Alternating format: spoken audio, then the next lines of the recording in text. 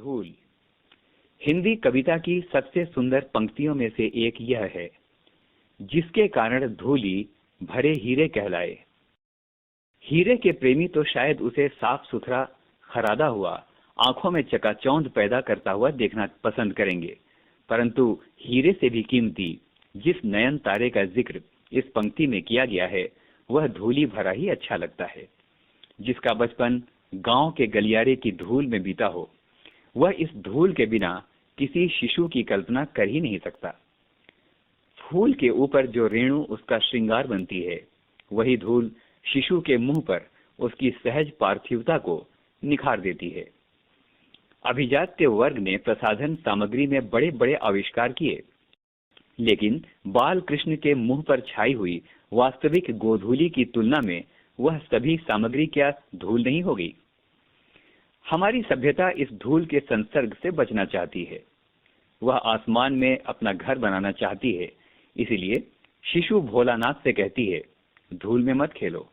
भोलानाथ के संसर्ग से उसके नकली सलमे सितारे धुंधले पड़ जाएंगे, जिन्होंने लिखा था, धन्य धन्य वे हैं नर मैले, जो करत गात कनिया लगाए धूरी ऐसे लरिकान की। उसने भी मानो धूल भरे हीरों का महत्व कम करने में कुछ उठा न रखा था। धन्य धन्य में ही उसने बड़प्पन को विज्ञापित किया, फिर मैले शब्द से अपनी हीन भावना भी व्यंजित कर दी। अंत में ऐसे लरिकान कहकर उसने भेद बुद्धि का भी परिचय दे दिया। वह हीरों का प्रेमी है, धूली भरे हीरों का नहीं। शिशु भोलानाथ के संसर्ग से तो मैले जो करत गात की नौबत आई। अखाड़े की मिट्टी में सनी हुई देह से तो कहीं उबकाई ही आने लगे। जो बचपन में धूल से खेला है, वह जवानी के अखाड़े की मिट्टी में सनने से कैसे वंचित रह सकता है? रहता है तो उसका दुर्भाग्य है, और क्या। यह साधारण धूल नहीं है, वरन तेल और मट्ठे से सिझाई हुई वह मिट्टी है जिसे देवता पर चढ़ाया जाता है। संसार में ऐसा सुख दुर्लभ है। पसीने से तर बतर पर मिट्टी ऐसे फिसलती है जैसे आदमी कुआं खोद कर निकला हो। उसकी मांसपेशियां फूल उठती हैं, आराम से वह हरा होता है। अखाड़े में निर्द्वंद चारों खाने चित्त लेटकर अपने को विश्व विजयी लगाता है। मिट्टी उसके शरीर को बनाती है, क्योंकि शरीर भी तो मिट्टी का ही बना हुआ है।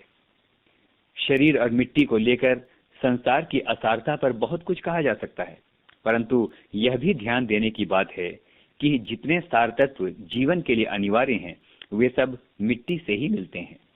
जिन फूलों को हम अपनी प्रिय वस्तुओं का उपनाम बनाते हैं, वे सब मिट्टी की ही तो उपज हैं। रूप, रस, गंध, स्पर्श, इन्हें कौन संभव करता है? माना कि मिट्टी और धूल में अंतर है, लेकिन उतना ही जितना शब्द और रस में, देह और प्राण में, चांद और चांदनी में। मिट्टी की आभा का नाम धूल है, और मिट्टी के रंग रूप की पहचान उसकी धूल से ही होती है।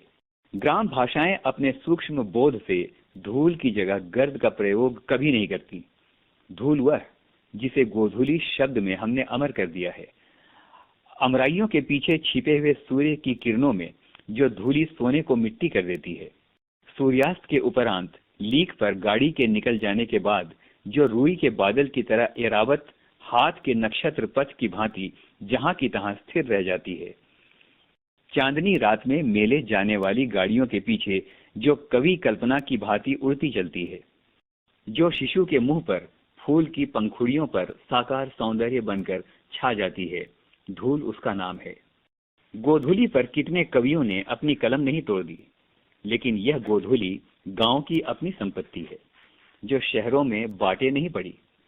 एक प्रसिद्ध पुस्तक विक्रेता के निमंत्रण पत्र में गोधूली बेला में आने का आग्रह किया गया था, लेकिन शहर में धूल धक्कड़ के होते हुए भी गोधूली कहाँ। यह कविता की विडंबना थी, और गांव में भी जिस धूली को कवियों ने अमर किया है, वह हाथी घोड़ों के पग संचालन से उत्पन्न होने वाली धूल नहीं है, वरन गोपालों के पदों की धूली है।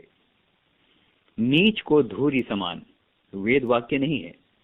सती उसे माथे से, योद्धा उसे आंखों से लगाता है। यूलिसिस ने प्रवास से लौटने पर इथाका की धूली चूमी थी। यूक्रेन के मुक्त होने पर एक लाल सैनिक ने उसी श्रद्धा से वहां भी धूल का स्पर्श किया था। श्रद्धा, भक्ति, स्नेह, इनकी चरम व्यंजना के लिए धूल से बढ़कर और कौन साधन है।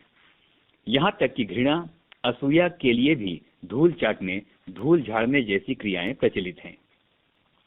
धूल, धूली, धूली, धुरी आदि की व्यंजनाएं अलग अलग हैं। धूल जीवन का यथार्थवादी गद्य और धूली उसकी कविता है। धूली छायावादी दर्शन है जिसकी वास्तविकता संदिग्ध है, और धूरी लोक संस्कृति का नवीन जागरण है। इन सब का रंग एक ही है, रूप में भिन्नता जो भी हो। मिट्टी काली, पीली, लाल तरह तरह की होती है, लेकिन धूल कहते ही शरद के धुले उजले बादलों का स्मरण हो आता है। धूल के लिए श्वेत नाम का विशेषण अनावश्यक है, वह उसका सहज रंग है। हमारी देशभक्ति धूल को माथे से न लगाए तो कम से कम उस पर पैर तो रखे। किसान के हाथ पैर, मुंह पर छाई हुई यह धूल हमारी सभ्यता से क्या कहती है। हम कांच को प्यार करते हैं, धूली भरे हीरे में धूल ही दिखाई देती है। भीतर की कांति आंखों से ओझल रहती है, लेकिन ये हीरे अमर हैं और एक दिन अपनी अमरता का प्रमाण भी देंगे। अभी तो उन्होंने अटूट होने का ही प्रमाण दिया है। हीरा वही घन चोट न टूटे, वे उलटकर चोट भी करेंगे, और तब कांच और हीरे का भेद जानना बाकी न रहेगा। तब हम हीरे से लिपटी हुई धूल को भी माथे से लगाना सीखेंगे।